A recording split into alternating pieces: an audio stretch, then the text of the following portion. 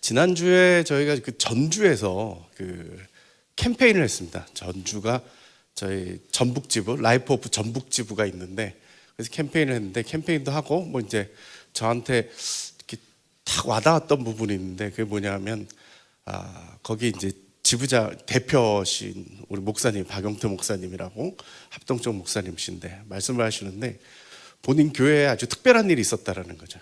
자살 예방 교육도 하고 강조도 하다 보니까 한 자매가 30대 자매인데 슈퍼에서 일을 한답니다. 슈퍼에서 일을 하는데 거기서 이렇게 지키고 있는데 누가 와가지고 그 번개탄하고 청테이프를 사겠다.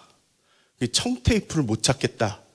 그 소주하고 뭐 이렇게 사길래 도와주고 나서 아무래도 느낌이 안 좋다. 그 경찰에 신고를 했다는 거죠.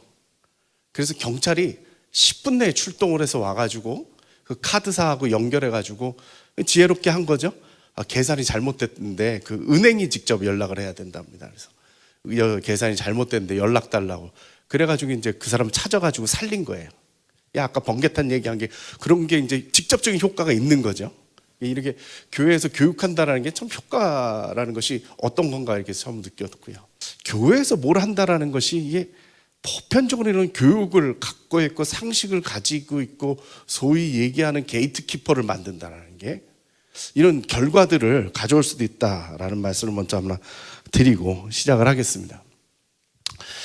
자살의 숫자에 대한 거 아니면 자살률 뭐 이런 얘기 많이 했습니다만 40, 50대 남자가 많이 죽고 자살률은 80대 이상이 많다 이런 말씀을 드렸는데, 이게 이제 소위 얘기하는 매년 9월 달이 되면 전년도에 통계가 나옵니다. 이게 사망 원인 통계라는 게 나오는데 그 연령별로 나눈 표입니다. 지금 보시면 이 위쪽에 이 회색으로 써 있는 고의적 자해라는 게 이제 자살입니다. 가로로 써 있지만 뭐 10대, 20대, 30대에서 사망 원인 1위가 자살이라는 얘기는 다 아는 얘기라 그렇게 놀랍다고 할 수는 없습니다. 근데 제가 어느 날 저는 이제 목회 사역을 하다 보니까 이제 통계 쪽에 관심이 많다 보니까 이 통계표를 갖다가 주의 깊게 봤는데 어느 날 제가 깜짝 놀랐어요. 뭐냐 하면 맨 위에 보시면은 고의적 자해가 있죠. 그 밑에가 뭐냐면 자살률입니다. 아까 말씀드렸듯이 10대, 20대가 자살을 많이 한다고 생각은 드는데 실제적으로 많이 하진 않아요. 근데 그 밑에 퍼센테이지가 나오고 있는 게 보이십니까? 이게 포인터로 이렇게 보일지 모르겠는데 저 밑에 숫자가 뭐냐 하면은 사망자 중에 자살로 인해서 죽은 사람의 퍼센테이지입니다. 10대는 지금 37.9%입니다. 그러니까 10대 10명이 죽으면 4명은 자살이에요. 20대는 51%입니다. 20대는 절반 이상이 자살로 인해서 죽어요. 그러니까 죽었다 그러면은 절반은 자살이에요. 40대, 50대는 이제 2위가 되는데 이제 보실 부분이 뭐냐 하면 아까 말씀드린 대로 40대, 50대는 원래 사망자가 많아요. 암으로 죽는 사람들이 많이 나오는 거죠. 그러면서 퍼센테이지를 보시면 40대 자살로 인해서 사망한 사람이 21.7%입니다.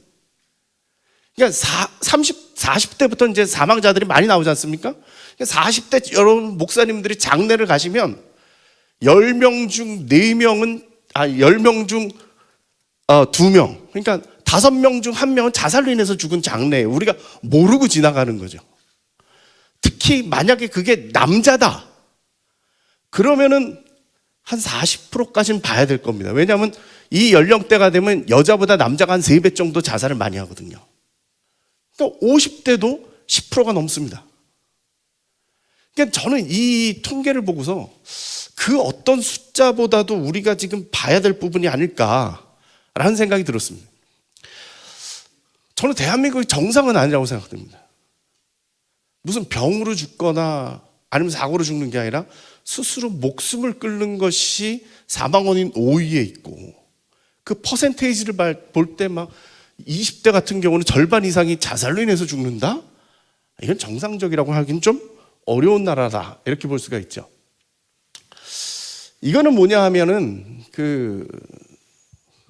중앙자살예방센터의 통계가 이렇게 다 나와 있습니다. 표로 다 나와 있어가지고 지금 맨 앞쪽에서 저희 보시면 OECD 평균보다 대한민국의 자살이 낮았습니다. 저 앞쪽에 86년도부터 시작하는 건데 중간에 뾰족하게 올라온 데가 어디겠습니까? IMF 때입니다. 98년도에 팍 튀었습니다. 그 다음부터는 안정세를 취하다가 2002년도부터 치고 올라간 겁니다. 그래서 2011년도까지 치고 올라갔다가 아까 첫 시간에 말씀해 주신 대로 자살예방법이 그때 생겼습니다. 그 전까지 국가가 자살예방을 책임을 안 졌습니다. 처음으로 법이 생겨서 기관이 생기고 예산 지원이 되면서 정부가 나서서 한 건 그때가 처음입니다. 이 법을 만들려고 노력을 했었는데 통과를 못 시켰습니다. 의원님이 계셔서 조심스러운데 2번 그냥 폐기가 됐습니다. 그러니까 논의를 안 하고 회기가 지나면서 그냥 폐기가 돼. 논의를 안 해서 폐기가 된 경우가 2번이나 있고 3번째 통과를 시킨 건데요. 그때까지 우리가 생각을 해보면 OECD 1등 한 지가 지금 15년, 16년 뭐 이렇게 따지고 있는데 이 전부터 우리나라는 세계 1위의 자살률을 자랑으로 하면 안 되고 자살률이 있었는데도 불구하고 안 움직였던 겁니다. 개인 문제로 놔뒀던 것이 2011년도부터 자살예방법이 생기면서 시작이 공적으로 자살예방이라는 게 그때 생겼습니다. 생기고 나니까 이때부터 드라마틱하게 자살률이 떨어지기 시작한 겁니다. 자살이 그 몇 년 사이에 20%가 법 하나 생기면서 20%가 줄었습니다. 2011년도에 무슨 일이 있었다고요? 법이 생기고 2012년도에 무슨 일이 생겼습니까? 라이프오프가 설립이 됐습니다. 저희가 설립될 때 중앙자살예방센터도 같이 설립이 됐습니다. 법이 통과돼서 저희는 법하고 관계없이 여건이 돼서 한 거고 자, 제가 이걸 뭘 지금 나타내는 거냐 하면요, 제가 생각할 때 우리나라의 자살은 거품이 많습니다. 원인이 명확하다면 이렇게 드라마틱하게 늘어났다가 드라마틱하게 줄을 수가 없습니다. 마치 자살이 유행처럼 확 늘어났다가 어느 순간인가 줄이자 하는 순간 갑자기 확 줄일 수 있을 정도로 뭔가 이 문화적인 영향력을 받고 있다라고 저는 얘기를 하고 있는데, 약간 유행이라고 하긴 제가 표현이 좀 그렇고 그런 부분들이 있습니다. 이걸 보시면 더 확실합니다. 연령대별로 나눴는데요, 맨 위가 노인 자살입니다. 가운데가 15세에서 64세까지고요. 밑에는 15세 미만이니까 이제 거진 없죠. 보시면은 우리나라의 자살이 오락가락한 이유는 노인 자살 때문에 그렇습니다. 노인들이 어느 날 갑자기 수명이 확 늘어나면서 대책이 없다 생각하시 보는 순간 갑자기 자살이 확 늘어났다가 2011년도에 중앙자살예방센터가 열심히 했기 때문에 또 하나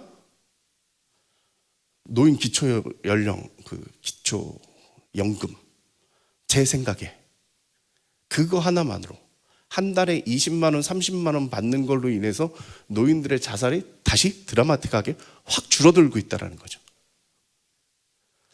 가끔씩 그런 질문을 받습니다. 뭐냐 하면 자살 예방을 한다고 자살이 줄어듭니까? 라고 질문을 하는데, 제가 볼 때는 자살 예방처럼 쉬운 게 없습니다. 쉽게 말씀드리면 찌르면 찌르는 대로 자살이 줍니다. 우리나라에서 지금 중앙정부에서 자살 예방을 위해서 쓰는 돈이 250억이죠? 250억 정도 됩니다. 그죠? 네. 이제 교회 예산하고 비교해 보시면 어느 정도인지 이렇게 느낌이 딱 오실 겁니다. 일본은 얼마를 쓰냐면 7천억을 씁니다. 1년에. 그냥 몇 배 차이가 아니라 한 30배 정도 차이가 납니다. 정책을 바꿔야 된다는 얘기입니다. 더 나아가서는 저는 이게 문화적인 싸움이라고 저는 생각을 합니다. 아까도 주셨는데 그게 뭐냐면 경제적으로 어려울 수 있죠. 하지만 경제적인 실패가 죽음하고 연결된다는 건 끊어야죠. 대학을 못 갈 수도 있죠. 아니면 성적이 어렵고 직장 생활이 어려울 수도 있죠. 하지만 그게 죽음하고 연결된다는 건, 이 고리를 끊는 거는 문화의 문제고 우리 사회가 가지고 있는 구조의 문제라고 저는 보고 있습니다. 예, 이건 아까 뭐 말씀을 해주셨기 때문에 위에 파란색이 2019년도의 자살자 숫자입니다. 근데 그 노란색이 아까도 뭐 설명을 잘 해주셨기 때문에 그 2020년도의 자살자 숫자입니다. 상당한 차이가 나죠. 그 분명히 그 코로나 때 많이 자살을 했을 거라는 말이에요. 코로나 우울증도 있었고 경제적으로 어렵고 실제적으로 상담 전화는 뭐 2배, 3배 폭증을 했거든요. 그랬는데 자살한 사람은 적어요. 그 이제 저는 무슨 생각이 드냐 하면 다들 죽으면 어떡하지 걱정하니까 긴장돼서 안 죽는 거예요. 보시면은 재밌는 게 뭐냐 하면 위 그래프하고 밑에 그래프하고 확연하게 차이가 나는 때가 9월, 12월이에요. 9월, 12월이 코로나 크게 터졌을 때죠. 그죠?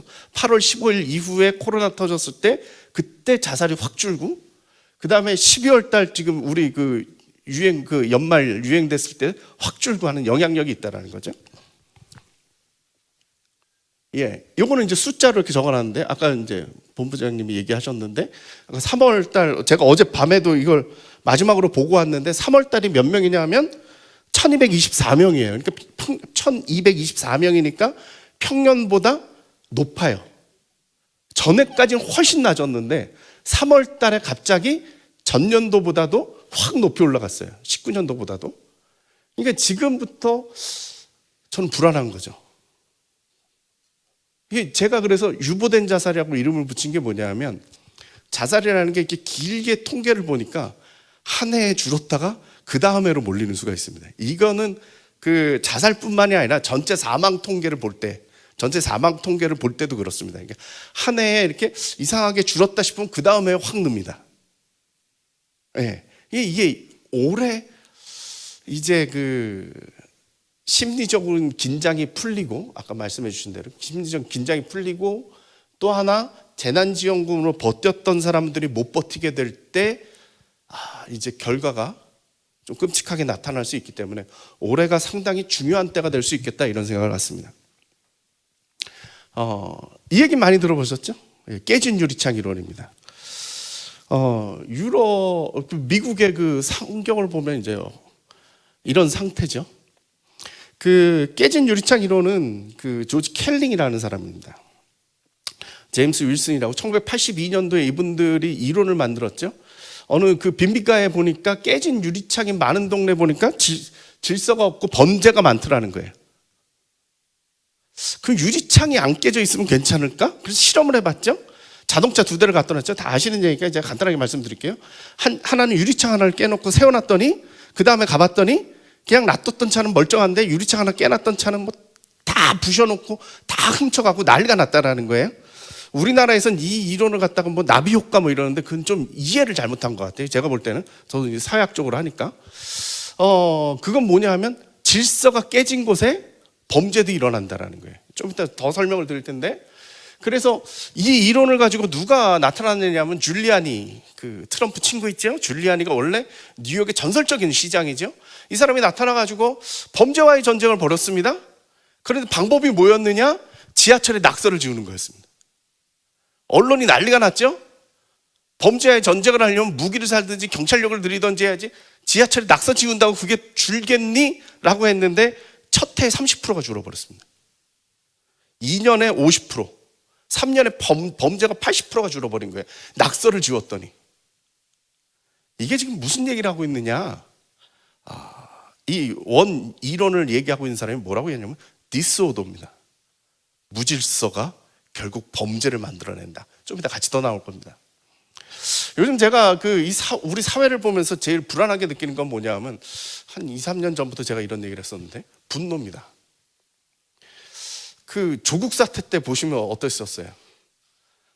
저는 놀라웠습니다. 왜냐하면 그 주최 측 자체 그 통계를 보니까 광화문에 300만이 모였고 서초동에 200만이 모였대요. 그러면 합치면 몇 명이에요? 500만 명이에요. 500만 명이면 어느 정도 되냐면 10%입니다. 전 국민의 10%가 광장을 뛰쳐나왔어요. 직접 민주주의가 된 거예요. 어떻게 가능해요? 왜 이 사람들이 거길 뛰쳐나왔어요? 열받아서. 소위 얘기하는 분노죠. 분노. 이게 영화 같은 데서도 그대로 나옵니다. 조커라는 영화가 그 세계적으로 유행을 했었죠. 우리나라에서는 그 영화는 상을 받았는데 저는 별로 안 좋아하는데 기생충 같은 경우죠. 그 어가 분노가 폭발을 해가지고 다 없애버리잖아요. 살인이 일어나는 게 분노의 그 분노라는 것이 이게 동기화가 되는 거죠. 이 사회는 그런 분노가 있어요. 근데 분노라는 것이 무엇이냐 하면 그게 결국 밖으로 향하면 범죄가 되고 안으로 향하면 자살 자해가 되는 겁니다. 그 얘기를 한 게 프로이트입니다. 이게 쭉 이야기되는 포인트인데요. 뭐 듀르카임이라고 얘기를 하고 하는 그 있죠. 듀르갱이라고도 얘기하는 자살론으로 유명한 그분이 주장하는 바는 뭐냐 하면은 아놈입니다. 규범이 없다라는 거예요. 규범이 없는 곳에 사람들은 자기 질서가 깨지면서 혼란에 빠지고 결국 자살로 이어진다라는 것이고요. 아까 윌슨과 켈링은 디스오더라는 말을 쓴 거고요. 질서가 깨진 거예요. 그 다음에 머튼은 듀르카임의 후계입니다. 예. 저 사람도 아노미의 결과가 결국 범죄와 자살이다. 제가 무슨 얘기를 드리냐면 사회의 분위기와 문화가 결국 자살도 좌우합니다. 범죄도 좌우하고요. 결국 우리도 지금 뭐 정치니 뭐니 해가면서 지금 뭐가 기준이 없잖아요. 진실이 없잖아요. 이 말은 거꾸로 하면 무슨 얘기냐면 디스오더 아니면 아놈입니다. 그러니까 막 분노가 표출되고 있는 그런 광장 문화를 보면 저는 한편에선 자살 위험이 높다라는 위협감을 느낍니다. 그러니까 자살 예방이라는 게 뭐냐? 이 문화를 바꾸는 거죠. 저는 그렇게 생각을 하고 있습니다. 결국 우리가 지금 해야 될 문제는 뭐냐? 생명 문화입니다. 문화를 바꾸는 겁니다. 가치관을 바꾸는 겁니다. 이건 누가 할 수 있느냐? 우리가 할 수 있죠. 교회가 할 수 있잖아요. 앞에 나설 수 있지 않습니까? 전 그래서 교회에서 이걸 해야 된다고 저는 생각합니다. 걷기 대회를 왜 해야 되냐 물어보면 이 도시의 생명 문화를 만들어가는 과정입니다. 아까 목사님 설명 잘 해주셨지 않습니까? 네트워크를 만드는 겁니다. 그러니까 걷기가 그날 하루에 2시간 걷고 끝나는 게 아니라 그 2시간을 만들어가기 위해서 1년 내내 준비합니다. 계속 회의하고 사람 만나고 그때 그 문화 부스에 참여할 수 있는 유관기관들 만나고 네트워크를 만들어가는 과정입니다. 좀 이따 더 설명을 드릴 텐데 그러면서 문화를 만들어 나가는 거죠. 그리고 그날 다 함께 모여가지고 그날 뭐 대단한 거 아닙니다. 걷기 하면서 참여하면서 자기 의식을 바꿔나가는 거죠.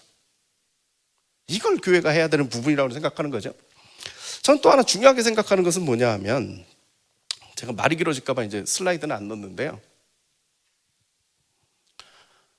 지금 이 코로나 상황에서 교회가 할 수 있는 유일한 일이 이게 아닐까 싶습니다. 저희 라이프 오프 말씀을 드렸습니다만 이제 설립된 지 9년 됐습니다. 아직 10년이 안 됐습니다. 이 기간 동안 저희가 장관상을 2번이나 받았습니다. 단체로도 받고 저 개인적으로도 받고 장관상을 2번이나 받았습니다. 처음에 저희가 2012년도에 설립됐는데 2013년도에 장관상 후보가 된다고 자료 내라고 그래가지고 내고 있는데 주변에서 그러더라고요. 설립된 지 1년 된 단체가 무슨 장관상을 받냐고. 말도 안 된다고.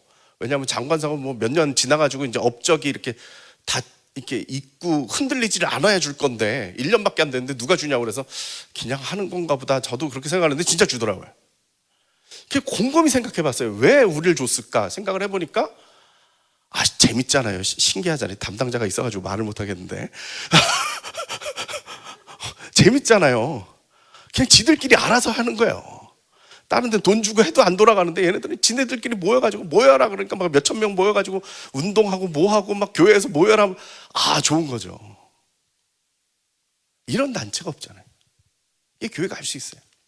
요번에도 얼마 전에 한국 생명존중 희망재단에서 민간 사업을 지원을 저희 하는 게 있어요. 저희도 지원을 했거든요. 이제 저희는 이제 몇 년째 지금 계속 하고 있는 중인데 요번에 지원을 했는데 5군데가 이제 선정이 됐죠. 5군데가 선정이 됐는데 굿 위드어스 대한약사회, 그다음에 세 번째가 라이프 오프 기독교 자살 예방 센터, 네 번째가 생명의 전화, 다섯째가 한국 기자협회예요. 제가 지금 무슨 얘기를 드리냐면 저희가 예산 받게 됐다 이 얘기를 하는 게 아니라 이 5개 중에 꼈다라는 게 상당히 중요한 부분이라고 저는 생각을 합니다. 대부분 이런 거 할 때 종교 이름이 들어가면 받기가 힘들죠. 기독교 이름 어디다 넣고서 이런 거 받기가 쉽겠습니까? 근데 생명을 살리는 일이니까 주지 않았을까? 저기 예산 담당자가 왔다 그래가지고 제가 상당히 조심스러운데 같이 수행한 담당, 이 사업 담당 팀장이었다 그래가지고 제가 조심스러운데, 그래서 준 거 맞죠? 예, 맞대요.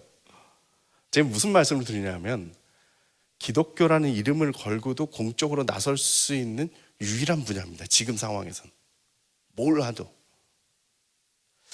그래서 저는 여러 가지 방법들을 지금 생각 중에 있습니다만, 지난 금요일 날 그 7대 종단, 이제 우리나라의 7개 대표적인 그 종교 그 대표들이 모여가지고 이제 포럼을 했습니다. 이제 저도 이제 껴가지고 했는데요. 제가 뭐라고 주장을 했느냐면 종교별로 자살 예방 센터를 설립하자 그랬습니다. 지금 우리나라 자살 예방 센터는 어떻게 되어 있느냐면 광역시 도에 있습니다. 서울시, 경기도, 강원도 뭐 이런 식으로 되어 있고요. 그 다음에 시군 구별로는 정신건강복지센터가 있습니다. 이게 이제 정부에서 하면서 이거를 위탁기관들입니다. 위탁해서 관리를 하고 있습니다. 무슨 병원에서, 정신과 병원에서 한다든가 뭐 이러면서 기관들이 하고 있는데, 제가 얘기한 게 뭐냐면 기독교가 1000만 명, 불교가 700만 명, 천주교가 500만 명이면 서울시 인구에 맞먹는 게 개신교다. 근데 개신교나 다른 종교도 마찬가지지만 종교인들은 종교 지도자들이 얘기를 하면 가장 잘 먹힌다. 그리고 생명에 대해서 얘기를 할 때 알아듣는다. 당연하게 알아듣는다. 그렇기 때문에 이 1000만 명을 대상으로 한 특화된 자살 예방이 나와야 되는 거 아니냐. 그리고 이 1000만 명이 움직이면은 생명 살리는 문화를 만들 수 있지 않겠느냐. 종교 인구가 지금 한 44% 정도 되거든요.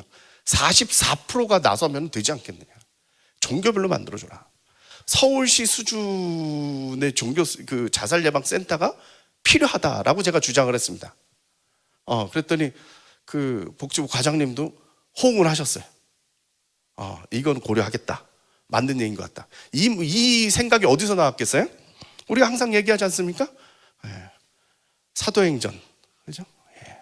땅끝까지 이르러. 그 땅끝이 어디냐? 스페인에서 끝나는 거냐? 아니다. 이러면서 뭐 이게 지역을 넘는 거잖아요. 제가 얘기한 거예요. 4차 산업혁명 시대에, 이 코로나 시대에 지금 시간과 공간이 초월됐는데 지역별로만, 행정구역별로만 만들 게 뭐가 있느냐? 종교별로, 직능별로 만들자 해서 제가 그 주장을 했어요. 그리고 제가 끝나고 스님과 신부님을 불렀죠. 개불천 연합으로 가자. 개신교, 불교, 천주교 개불천 연합으로 가자. 이렇게 저희 종교사회학 쪽에서 쓰는 말입니다. 개불천 연합으로 가자 그랬더니 좋다고 했습니다. 그래서 이번 6월 14일 날 같이 만나기로 했으니까 좋은 일 있으리라고 믿습니다. 그 다음에 이제 저희가 하는 게 이제 같이 할 수 있는 게 생명보듬주일입니다. 제가 지금 생명보듬주일은 벌써 몇 년 전부터 했는데요. 2년 전부터 한국교회 대표하는 기관들을 모았습니다. 참 감사하게도 한교총, NCCK, 근데 한국교회 봉사단, 한목협, 그리고 신학대학협의회, 이렇게 5단체들이 모였습니다. 협약을 맺고 생명보듬 주일에는 같이 지키자. 이게 제가 되게 의미 있게 생각하는 건 뭐냐? 한국교회를 대표할 수 있는 기관들이 동의를 해줬다는 겁니다. 이게 몇 년 안 된 일입니다. 정말 라이프 오프 시작할 때만 해도 자살이란 말을 입에 꺼내지도 못했습니다. 교계 분위기 아시잖아요. 근데 이렇게 된 건 너무나도 감사하고요. 아까 우리 이사장님께서 말씀해 주신 것처럼 그 통합 쪽에는 그 장례 예식서가 있습니다. 그때 총회에서 자살에 대한 목회 지침서를 만들어 달라라는 의결이 있어서 이 지침서를 만드는 위원회가 만들어졌고요.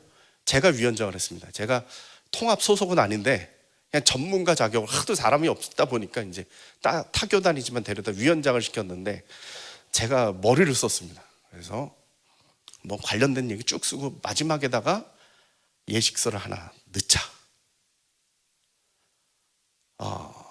예식서가 있으면 공인되는 거잖아요. 그죠? 그래서 제가 예식서를 총회 통과 문서가 될 거니까 예식서를 넣자 그래가지고 지금 소망교회 담임하고 있는 김경진 교수님이 그때 장신대 예배학 교수할 때 그 부탁을 해가지고 예식서를 잘 만들어 주셨어요. 3가지로 나눠서 시간이 없어서. 그래서 그게 총회에서 통과가 됐어요.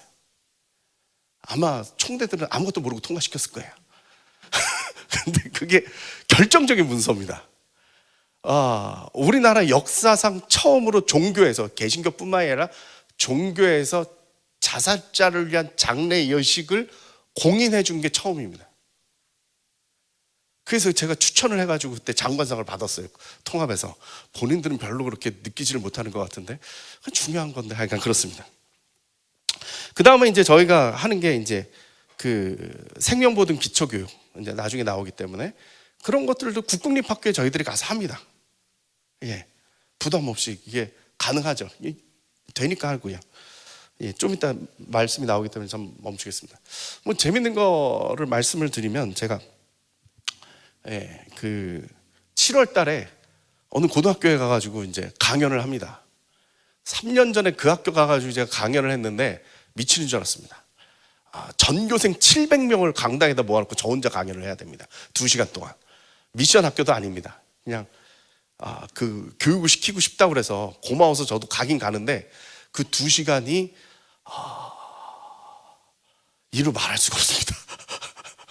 예, 50대 아저씨가 고등학생, 내 애들도 이제 고등학교 다 졸업을 했는데 고등학생 700명을 데리고 강연을 한다는 건 정말 기적이 일어나지 않고서는 안 되는데 기적은 일어납니다. 저는 정말 거기 가서 기적을 경험을 했는데 뭐냐 하면 보통 말을 하면 한 명이 얘기하고 한 명은 듣고 뭐 이러잖아요. 그러니까 맥시멈 700명이면 350명이 떠들어야 되는데 700명이 떠들어요. 기적이 일어나긴 일어나요. 더 웃긴 건 뭐냐면 저 지방에 있는 학교거든요. 예, 서울에서 교수님 왔는데 애들이 집중을 안 하니까 선생님들이 한 6, 70명이 돌아다녀요. 조용히 해 이러면서 그분들이라도 좀 앉아 있었으면 싶은. 예, 그래도 갑니다. 그냥 일반 학교에 저같이 신학한 목사가 간다는 거 드문 일이지 않습니까? 이거는 이제 저희들이 한 반씩 들어가서 교육하는 장면입니다. 끝나고 중학교 2학년 애들이 사진을 찍었죠? 이 사진의 특이한 점이 뭔지 아십니까? 애들이 웃으면서 포즈를 취했다는 겁니다. 이건 뭐냐? 교육이 잘 됐다라는 증거입니다. 예. 그런 것들이죠. 이건 파주에서 한 거고요. 요거는 아까 말씀드린 대로 작은 교회. 이 교회는 상가에 있는 교회로 자기네 학생은 10명도 안 되는데 140명을 앉혀놓고 저 지금 행사를 하는 겁니다. 걷기 대회를 저렇게 한 거고요. 그래가지고는 다음에 너무 학생들이 몰려가지고 시청으로 옮겼습니다. 왜 시청으로 옮겼느냐면 시장님이 나도 가서 인사할래요 이러니까 시청이 이제 뒤집어진 거죠. 시청 강당에서 그 다음엔 400몇 명이 모여가지고 했고요. 예, 이거는 뭐 저희가 유가족들과 함께 그 음악회를 한 거죠. 예, 한강에서. 예, 이건 안산이고요. 이건 안양이고요. 아까 말씀해 주신 대로 국회의원부터 시작해서 시의원과 학교 총장님과 예, 그 병원장도 계시고요. 이렇게 네트워크가 가능하다라는 거예요. 예, 이쪽에 배 나온 게 저고요. 예. 그렇습니다. 자, 우리가 이런 교육을 한다는 그 의미가 뭐냐 하면요. 사람이라는 게 죽고자 하는 마음이 있지만 한쪽으로는 살고 싶어요. 이게 양가 감정이라고 하는데요. 그 살고 싶다라고 생각될 때 살아야겠다고 핑계를 댈 수 있는 고리를 우리가 만드는 거죠. 이건 교회가 많이 할 수 있다라는 거예요. 그래서 우리가 이러한 문화를 만들고 교육을 하고 나누고 하면 고리를 걸 수 있는 거리 하나씩 만들어주는 것이다. 그게 우리나라에서 자살 예방을 할 수 있는 길이다. 이렇게 생각을 합니다. 예, 감사합니다.